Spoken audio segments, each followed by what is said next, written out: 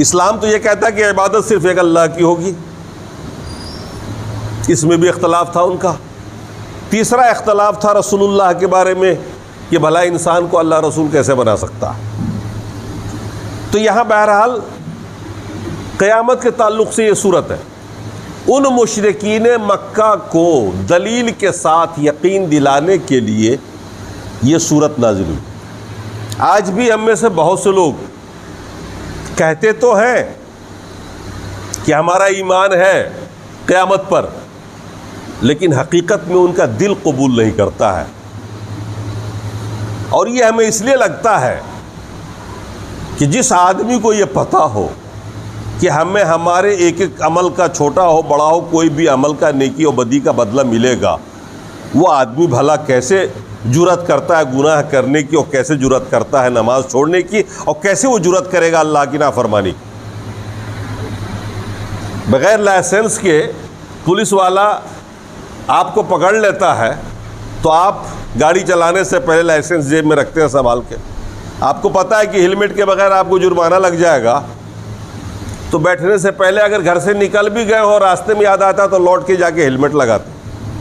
ये तो मामूली सी बात है, 500 रुपये का जुर्माना लगाएगा।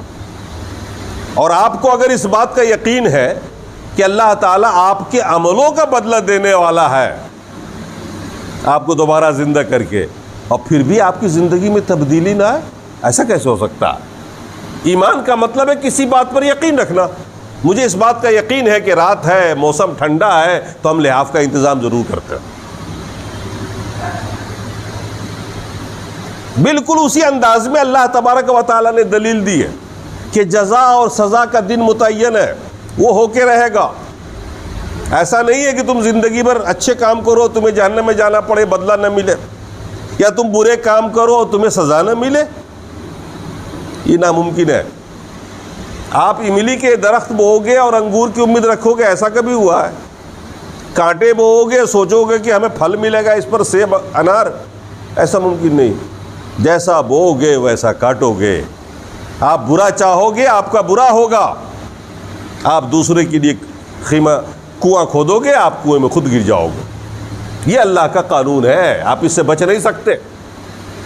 अल्लाह ने एक ज़िंदगी दी है हमें और आपको, और एक मकसद के लिए दी है। कमाना खाना तो ज़िंदगी का एक हिस्सा है, वो मकसद नहीं है।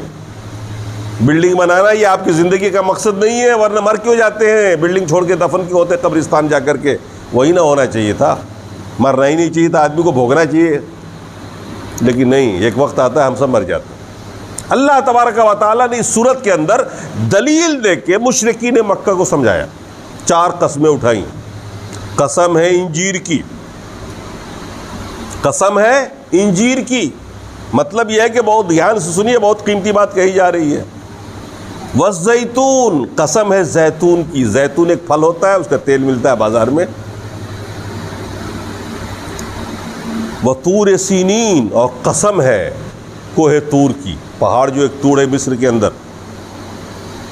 वहादल बलदिल अमीन, और इस शहर मक्का की कसम।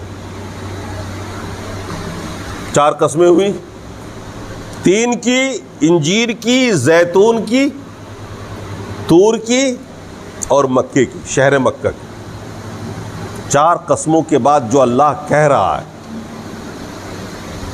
फमा युकज़्ज़िबुक बअदु बिद्दीन, इसके बावजूद तुम झुटलाते हो रोज़े जज़ा को, क़यामत के दिन को। बीच की आयत है, उसमें कुछ दूसरी बातें हैं। हम वहाँ ताल्लुक़ उस आयत का यहाँ से, लास्ट वाली आयत से। अल्लाह फरमा रहा है फमा युकज़्ज़िबुक बअदु बिद्दीन, फिर भी तुम झुटलाते हो क़यामत के दिन को। अलैहिस्सल्लाहु बिअहकमिल हाकिमीन, क्या अल्लाह ताला सारे हाकिमों से बड़ा हाकिम नहीं? कुछ भी आपके समझ में ना आया होगा। अब समझिए, अल्लाह ने जैतून बोलकर वो जगह मुराद लिया है जहां जैतून पैदा होता है। 3 बोलकर वो जगह मुराद लिया है जहां 3 पैदा होता है। और तूर के साथ जो एक वाक़या मुंसलिक है वहां वो मुराद है, और शहर मक्का के साथ जो एक बड़ा वाक़या मुंसलिक है वो मुराद। अरबों का दस्तूर है कि वो बोलते कुछ है, मुराद कुछ लेते हैं। अपने यहाँ भी ऐसा होता है, हम बोलते कुछ है, मुराद कुछ होता है। अब देखिए, इन चारों के पीछे एक बहुत बड़ा, सबके पीछे एक एक हादसा। तीन कहाँ होता है? वो तीन होता कहाँ, किस इलाके में होता है दुनिया के अंदर ये सबसे ज़्यादा? वैसे तो जगह जगह भी लोग लगा लेते हैं, थोड़ा बहुत हो जाता है, फसल अच्छी हो या ना हो, लेकिन इसका असल इलाका वो है जहाँ हज़रत नूह अलैहिस्सलाम की कश्ती आकर ठहरी थी।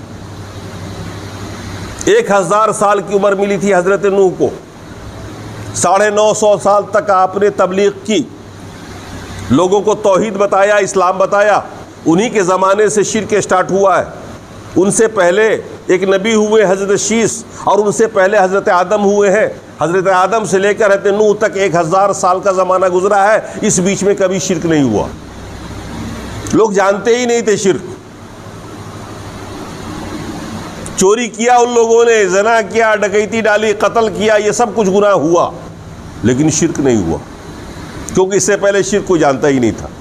हज़रत नूह अलैहिस्सलाम की उम्मत में कुछ औलिया किराम हुए, जिसका जिक्र कुरान में आता है, वद, सवा, यगूस, यऊक, नस्र, ये 5 औलिया किराम बड़े वली हुए उनकी उम्मत में। उनकी उम्मत के लोगों ने बड़ी मोहब्बत की। वलियों से मोहब्बत होती है, बुजुर्गों से, अल्लाह वालों से मोहब्बत हर एक को होती है, हमको भी होती है, आपको भी होती है।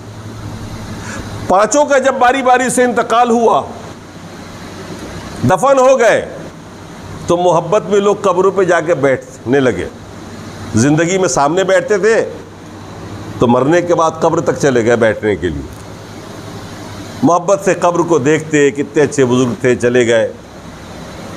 एक समय गुजर गया, एक ज़माना गुजर गया, शैतान इंसान की शक्ल में आया और उसने समझाया लोगों को, अरे यहाँ काहे को बैठे हो, इनकी एक तस्वीर बना देते हैं, अपने अपने दरवाजे में लगा लो, घर पे लगा लो, वहीं बैठ के देख लेना ना। हदीस में इसकी पूरी तफसील है। तो इन लोगों ने सोचा कि भाई अच्छा रास्ता, कब्रिस्तान आने की ज़रूरत नहीं, कहा मैं बना देता हूँ तस्वीर, मुजस्समा बना देता हूँ जैसे ही, मिट्टी का ही बना दिया उसने। अब यहाँ आने की ज़रूरत नहीं है, दालान में लगाया, घर पे लगा लिया, अब सुबह शाम बैठते देखते। ये भी एक ज़माना गुजर गया। उनके छोटे छोटे बच्चे जो उस ज़माने में देखते थे अब्बा अम्मी को बैठे हुए टुकुर टुकुर देखते हुए, जब वो बड़े हुए तो वो भी बैठने लगे। उन्होंने समझा माँ बाप का रस्म है तो क्यों ना निभावे। कहानी तो सुनी रखी थी, बुजुर्गों की करामतें सुनी रखी थी। अब उनका ज़माना आया, बाप बाप मर गए, ये इबादत नहीं करते थे, ये सिर्फ देखते थे। लेकिन जब बच्चे जवान हुए, बड़े हुए, ये भी बैठना शुरू किया। अब शैतान इब्लीस फिर एक बार आया आदमी की शक्ल में, और उसने इन बच्चों से कहा, नौजवानों से जो अब नौजवान हो चुके थे, कि अबे टुकुर टुकुर क्या देख रहा, तेरे अब्बा, तेरे दादा, तेरे अम्मी, तेरे सारे ख़ानदान के लोग इनसे वसीला मांगते थे, इनसे औलाद मांगते थे, ये दुख तकलीफ़ को दूर करने वाले हैं। तो अच्छा, या तुझे पता नहीं है, तू टुकुर टुकुर देख रहा, अब ये सब क्या कर। बुजुर्ग की शक्ल में आया था, भोला भाला नौजवान आराम से मान लिया। अब शुरू हुआ यहाँ से शिर्क। ये पहला ज़माना था। देखिए, हमेशा कब्रों से, बुजुर्गों से, मज़ारों से ही बुराई की शुरुआत होती है, और शिर्क होता है ख़ासतौर से। वहाँ और जगहों पर दूसरे गुनाह होते हैं, लेकिन वहाँ पे शिर्क होता है, सबसे बड़ा गुनाह होता है।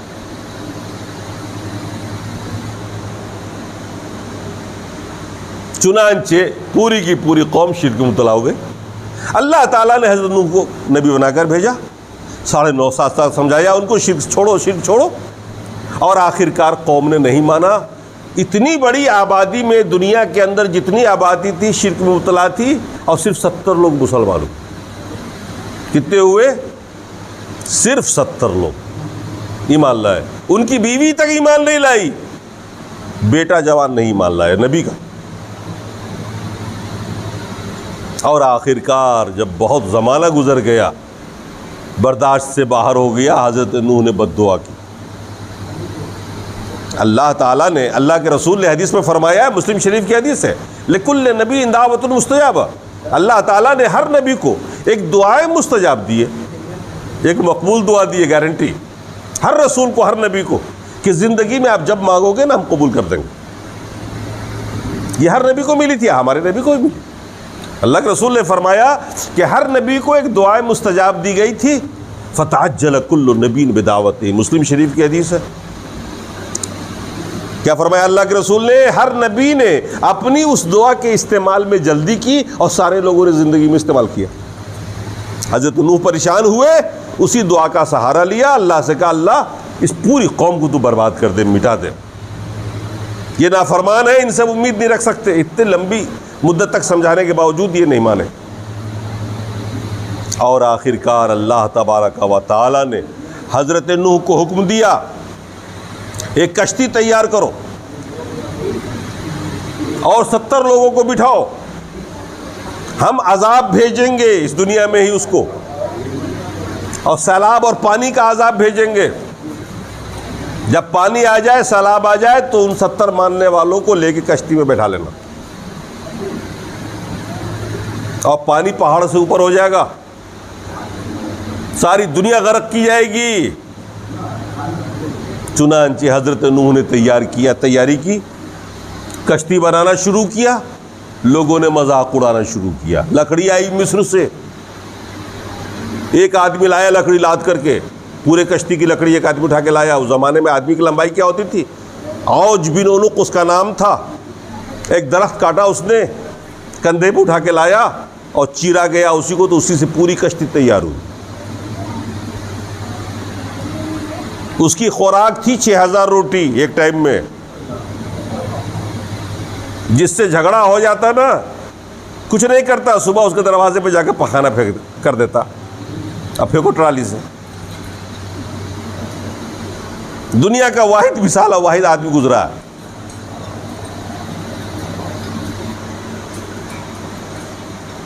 बहरहाल वो कश्ती तैयार हुई, लोग मजाक उड़ाते थे हजरत नूह का, न बारिश न सैलाब न पानी का इलाका है, वही कश्ती बना रहे। वो समझाते थे कि अब भी मान ले आओ, अल्लाह का अजाब आने वाला, लेकिन लोगों ने नहीं माना। बेटे को समझाया, वो भी नहीं माना। और फिर वक्त आ गया, बारिश शुरू हुई, ऊपर से पानी उबलना शुरू हुआ, नीचे से तंदूर से, चूल्हे से। अब पानी भरने लगा, आबादी बढ़ने लगी, घरों में पानी घुसने लगा, पानी बढ़ने लगा, लगातार बारिश।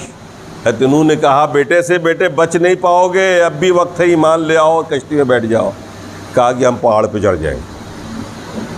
और आखिरकार वो नहीं लाया, पानी बढ़ता गया, पहाड़ पे चढ़ता गया, और फिर उन्हीं के सामने वो डूबने लगा। नूह अलैहिस्सलाम को बर्दाश्त नहीं हुआ, बेटे की मोहब्बत। कहा अल्लाह, ये मेरा बेटा है जो मेरे सामने ही डूब रहा है, कम से कम इसे बचाने की तू इजाज़त दे दे। फरमाया नूह, वो तेरा बेटा नहीं, अगर वो तौहीद पर नहीं तो तेरा बेटा नहीं है, तेरी नस्ल नहीं। तू दुआ नहीं कर सकता शिर्क करने वालों के लिए, जो शिर्क करता उसके लिए दुआ नहीं कर सकते, तो तेरा दुश्मन है। नबी की बीवी भी डूबी, बेटा भी डूबा, और आखिरकार पूरी कौम डूब गई, बर्बाद हो गई।